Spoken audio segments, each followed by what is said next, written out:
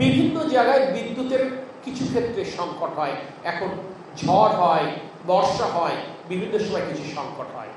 আপনারা জেনে খুশি হবেন, বর্তমানে সরকার যেটি বলেছে, প্রয়োজন হলে শহরের গ্রাহকেরা বিদ্যুৎহীন থাকবে, কিন্তু গ্রামের কৃষকদের ফসলের মাঠে বিদ্যুৎ সরবরাহ নিশ্চিত করতে হবে, যাতে করে কোনোভাবেই তাদের সেচের কোনো ক্ষতি না হয়।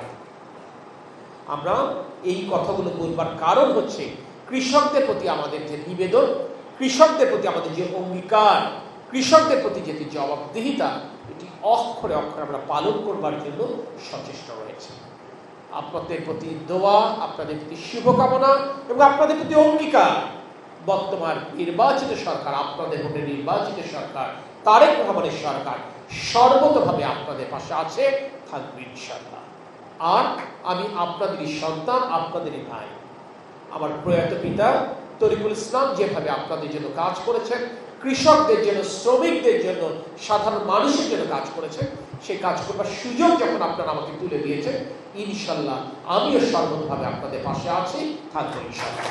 আপনারা যে খুশি হবেন, এই কৃষক কার্ড পরীক্ষামূলকভাবে আগামী 14 এপ্রিল পহেলা বৈশাখে সারা বাংলাদেশের 10টি জেলায় আনুষ্ঠানিকভাবে শুরু হতে যাচ্ছে।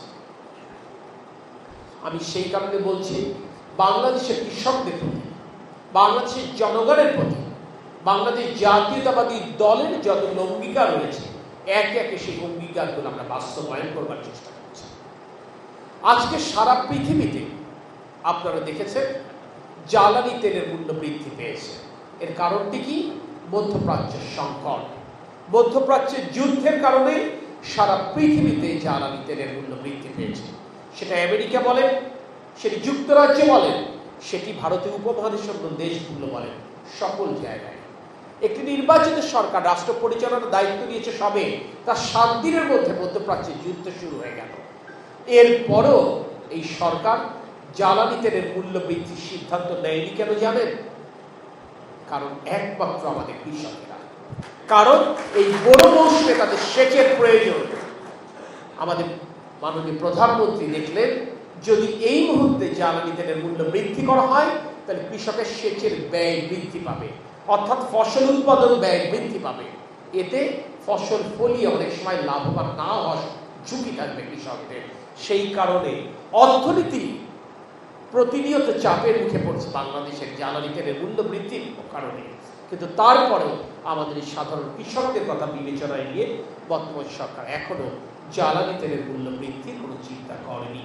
শহীদ রাষ্ট্রপতি জিয়াউর রহমানই প্রথম এই পল্লী বিদ্যুতের বোর্ড তৈরি করেছিলেন, মূলত কৃষকদের ধানের ক্ষেতে, ফসলের ক্ষেতে বিদ্যুৎ সংযোগ দিয়ে সেচের বন্দোবস্ত করবার জন্য।